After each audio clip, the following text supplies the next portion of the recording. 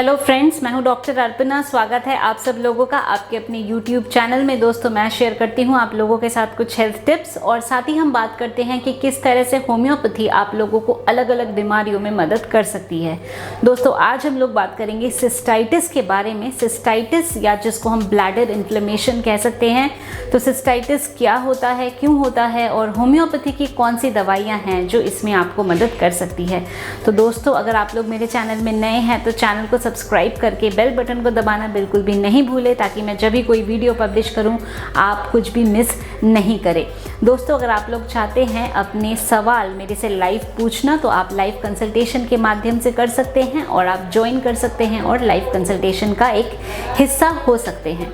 दोस्तों, कभी अगर यूरिन में बर्निंग होती है, जलन होती है, यूरिन करने में बहुत दिक्कत होती है, तो यही हमारे लक्षण होते हैं सिस्टाइटिस के। तो चलिए शुरू करते हैं आज का टॉपिक, सिस्टाइटिस और होम्योपैथी की दवाइयाँ।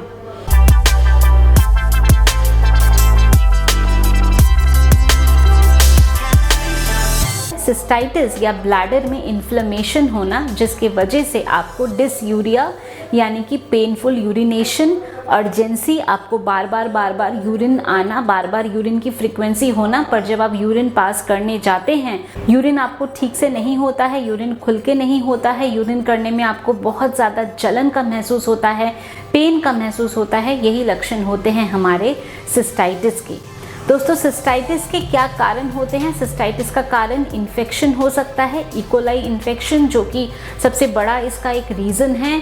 इकोलाई हमारे इंटेस्टाइन में रहता है और यही इकोलाई अगर आपके ब्लैडर तक चला जाए तो इसके वजह से सिस्टाइटिस हो सकता है। हमारे इंटेस्टाइन में जो इकोलाई होते हैं, इनमें से कुछ इकोलाई के जो पैटर्न है या इकोलाई के टाइप है वो यूरोपैथोजेनिक होते हैं, यानी कि वो यूरिनरी ब्लैडर में इन्फेक्शन प्रोड्यूस कर सकते हैं। और ये जो इकोलाई है, ये यूरोपैथोजेनिक इकोलाई हमारे यूरोपैथीज़ के कारण हो सकते हैं या आपके सिस्टाइटिस के कारण हो सकते हैं। इसके अलावा किसी तरह का कोई ट्यूमर हो जाना, कोई ऑब्स्ट्रक्टिव यूरोपैथी होना, ये हमारे कारण हो सकते हैं। दोस्तों, जो ये सिस्टाइटिस है ये फीमेल में ज़्यादा प्रेवलेंट है, यानी कि मेल के मुकाबले में फीमेल को या महिलाओं को सिस्टाइटिस की प्रॉब्लम ज़्यादा होती है।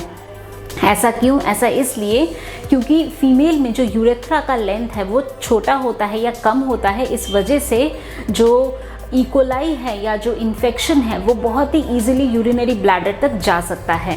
और फीमेल के केस में हम देखते हैं कि मोस्टली ये इन्फेक्टिव कॉज की वजह से है, बट अगर मेल में हमें सिस्टाइटिस की प्रॉब्लम देखने को मिलती है तो वो जनरली किसी तरह का कोई किडनी रिलेटेड बीमारी या ऑब्स्ट्रक्टिव यूरोपैथी के कारण से ये चीज़ होती है। तो दोस्तों, अब हम बात करते हैं कि इसके लक्षण क्या होंगे। तो लक्षण में यूरिन पास करने में जलन, यूरिन बार बार आना, पर जब आप यूरिन करने के लिए जाए तो यूरिन खुल के नहीं होना, सुप्राप्यूबिक मास का फील होना, ये भी हो सकता है। और इसके साथ साथ लोअर एब्डोमेन में आपको दर्द होना, जलन होना, ये सब भी आपको सिम्टम महसूस हो सकता है। अब हम बात करते हैं कि होम्योपैथी की कौन सी दवाइयाँ हैं जो सिस्टाइटिस में आपको मदद कर सकती हैं।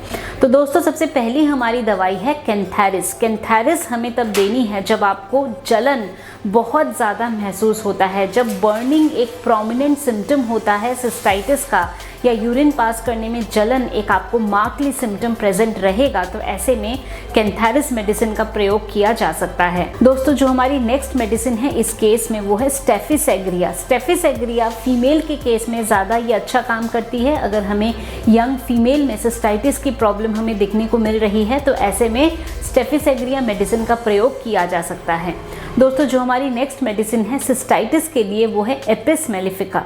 एपिस में हम देखते हैं कि जो सूजन है वो बहुत ज़्यादा मार्कली प्रेजेंट होगा, पेट में सूजन होगा और पेशेंट जो यूरिन पास करता है वो drop by drop urine pass करता है। इसके साथ साथ एक स्टिंगिंग पेन, एक चुभन का महसूस होता है यूरिन पास करने के टाइम पे।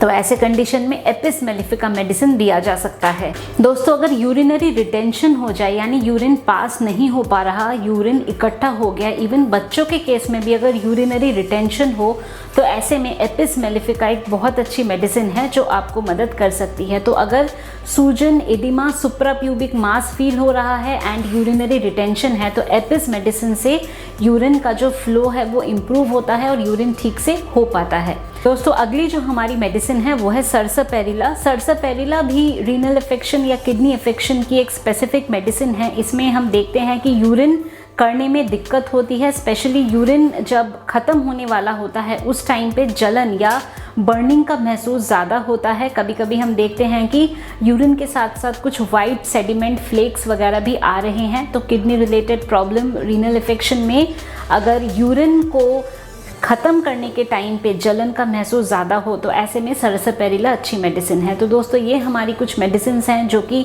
सिस्टाइटिस में आपको मदद कर सकती है। दोस्तों सिस्टाइटिस में होम्योपैथी का बहुत अच्छा रोल है, बहुत अच्छी होम्योपैथी की मेडिसिन्स आपको मदद कर सकती है। तो ये थी information about cystitis and the role and scope of homeopathic medicines. मैं उम्मीद करती हूँ कि आपने इसको पसंद किया है। तो वीडियो को लाइक करना, शेयर करना, कॉमेंट करना, चैनल को सब्सक्राइब करना बिल्कुल भी नहीं भूलें।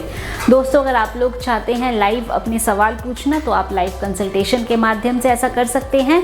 अगर आप लोग चाहते हैं मेरे से अपॉइंटमेंट बुक करना तो आपको क्या करना है, दिए गए नंबर पे आप लोग व्हाट्सएप के द्वारा मैसेज भेज सकते हैं। मेरे ऑफिस से आप लोगों को अपॉइंटमेंट की सारी डिटेल्स मिल जाएगी। अगर आप फ़ोन पे मेरे से बात करना चाहते हैं तो ऐप के माध्यम से आप डायरेक्टली फ़ोन पे भी मेरे से बात कर सकते हैं। तो दोस्तों आज के लिए बस इतना ही। खुश रहिए, मुस्कुराते रहिए, स्वस्थ रहिए। Thanks for watching.